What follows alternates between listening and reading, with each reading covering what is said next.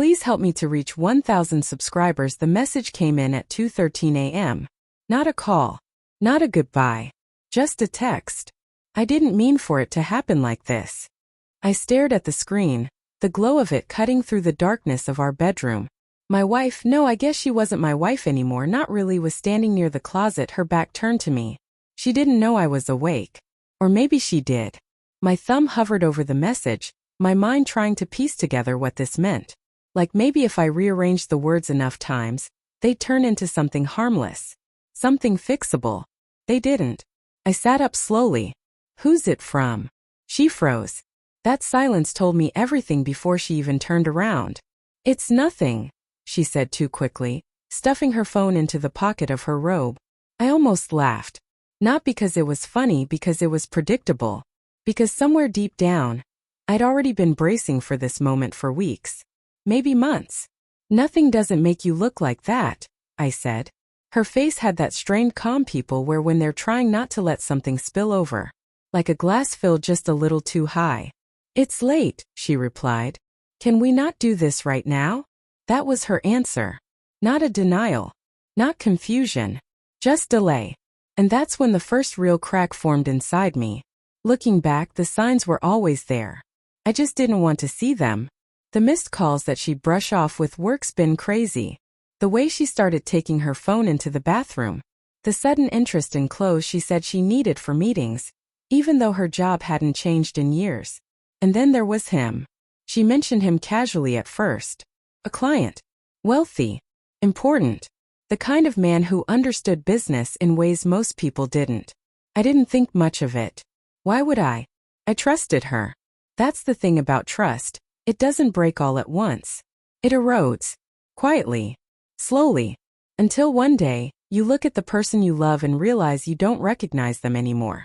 2 weeks after that text, she moved out. No screaming. No dramatic fight. Just a quiet packing of essentials and a short explanation that felt rehearsed. I didn't plan this, she said, avoiding my eyes. But I can't ignore it either. Ignore what? I asked, even though I already knew. She hesitated, then said it. I met someone. There it was. Simple. Clean. Like she was talking about the weather. And he has money, I said before I could stop myself. Her eyes snapped to mine. That's not fair. Isn't it? She sighed, running a hand through her hair. It's not about that. He just offers a different life. A different life. I looked around our home. The couch we picked together, the photos on the wall, the kitchen we painted ourselves. Was this one that bad? She didn't answer. And somehow that hurt more than anything she could have said. The divorce process started soon after. Papers. Lawyers. Meetings that felt more like business transactions than the ending of a marriage. I expected it to be straightforward. She had already moved in with him.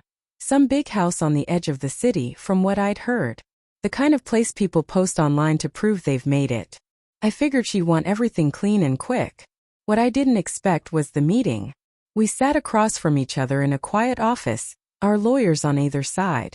She looked different. Polished. Composed.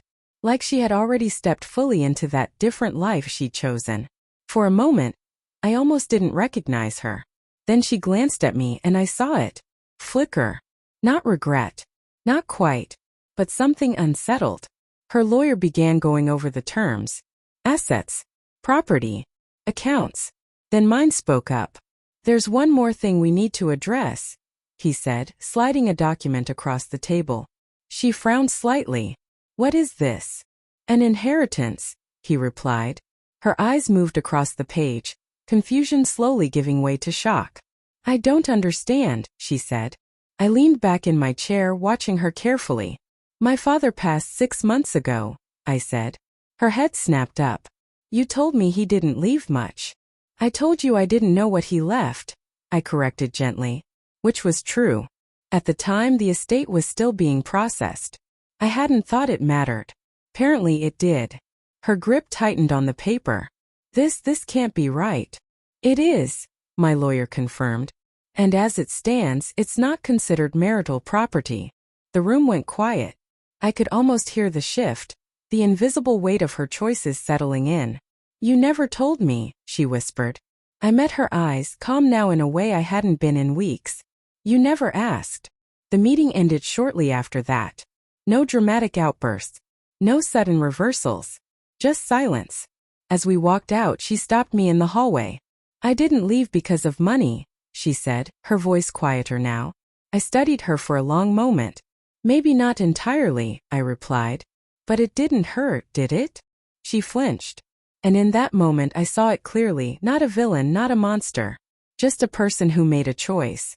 One she couldn't take back. I did love you, she added. I nodded. I know. That was the hardest part. Knowing it was real, and still not enough. That night, I went home to an empty house. It didn't feel as heavy as it had before. The silence was different now. Not hollow, just quiet. I sat on the couch, staring at the same walls that once felt like everything. And for the first time in a long time, I didn't feel like I was losing something. I felt like I had survived it. Maybe that's what closure really is. Not getting answers. Not winning. Just realizing that you can still stand, even after someone walks away. And maybe, just maybe, that's enough.